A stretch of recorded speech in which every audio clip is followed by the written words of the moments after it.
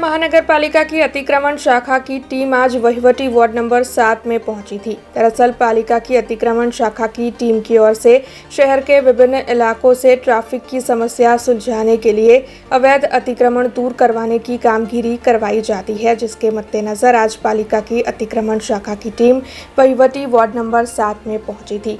कारेली बाग police थाने से लेकर फुलवारी तक के अवैध अतिक्रमण पालिका की अतिक्रमण शाखा की टीम की ओर से दूर करवाए गए, जिस दौरान पालिका की अतिक्रमण शाखा की टीम के साथ वहीवटी वार्ड नंबर 7 के अधिकारी और पुलिस के कर्मचारी भी मौजूद थे।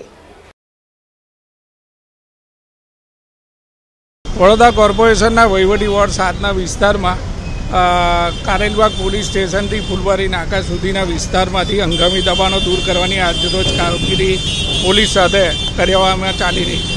10 પોલીસ કર્મચારીઓ છે અને વિવિધ ડિપાર્ટમેન્ટ દબાણ શાખા વોર્ડ તથા અન્ય વિભાગો બી સામેલ છે।